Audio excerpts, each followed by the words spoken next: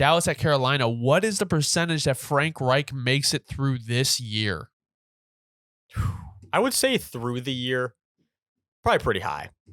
But after this year, I'm sorry. There's no way. If I'm Tepper, I'm keeping him.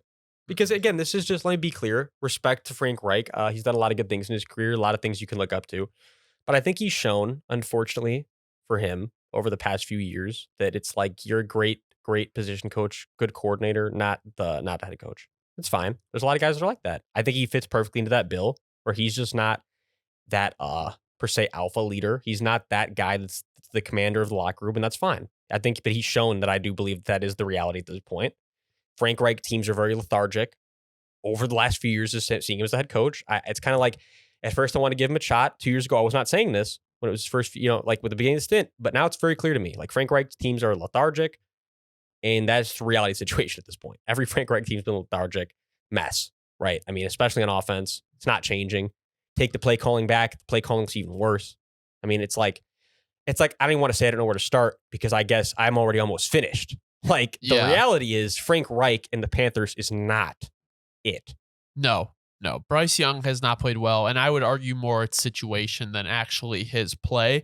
He does have to play better, but to your point, and we talked about this last week, like beyond Adam Thielen, there's just nothing there. Like, and the issue with Thielen, in my opinion, it's not actually an issue with him, but just more of like the overall team building aspect is like they don't really have a second guy, like a second mentor. Like if you're the number one receiver, like there has to be some support at the number two, and there just isn't. Well, and just back to, again, just 101 of let's be realistic for a sec. By the time the Panthers are in any type of competitive window, Adam Thielen is going to be on the door of retirement. Unless he's one of these other type of dudes that fucking plays till he's 40, which you get like one out of every 5,000. I mean, it's like what the chances of him being that guy is so slim. It's like very slim. By the chances, yeah. So the reality is, by the time they're even competitive, he's not going to be even getting targets. So I guess what I'm really trying to say is, what's the point of even building that relationship? Let's just call it for what it is, right? I mean, other than they have to keep stalling out keep time, him around, right? Like other than the fact that you're just stalling out Bryce not being at his literally the lowest fucking point he ever could be for a starting quarterback in the league. Him and Thielen, what's the point? I'm sorry, just what's the point? All right. Well, a bright side for the Panthers, another 0-sack week. Psych, they suck there too. So, again, they could have had 2 firsts for Brian Burns. No, this gets worse and worse too because they would have been Rams firsts. Bro, and imagine if he walks in free agency. Why would he re-sign there? Tepper is... I know Panthers fans don't like the man. If I was a Panthers fan, I'd have some words for him, but it's like I'm not affiliated. But all I'll say is if I was a Panthers fan, Tepper would definitely be catching 100 bars on the mic. So, yeah. I mean, we can go to the other side. I think there's really not much to talk about because the offense dominated like they should have. Dak Prescott's been hot. CeeDee's been hot. Parsons has been on. Deron Bland has been on.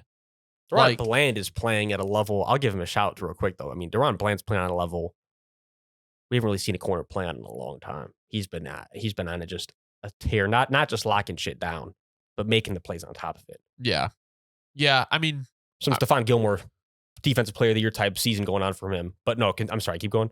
No, I don't have much to say. I just the Cowboys played how they should have played against this team. Yeah, this was exactly what you'd expect if you're a Cowboys fan. All right. Now, I don't really have much to say, but I'm going to read you this comment on the Dak Prescott video that we posted last week.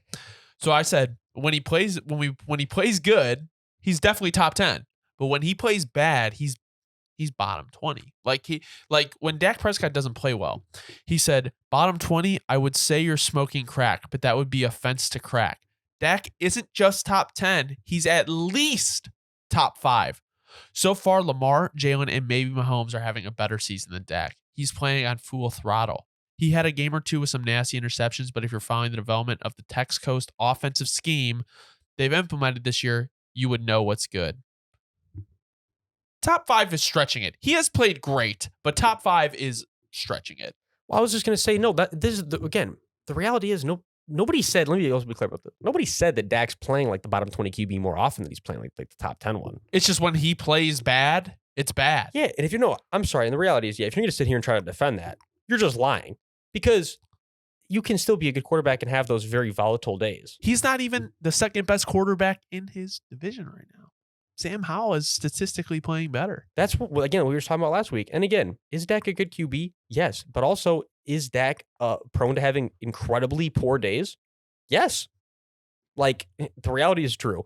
And this is the thing where I want to be clear where people are going to try to get at me here. Like, well, you've been saying one of my narratives this whole episode is like teams are going to have bad days. Yeah, there's a difference. I said teams are going to have bad days, not days where their quarterback just completely shits the bed and foils the game plan, throwing to hang defenders the whole game, which is the Dak special, unfortunately.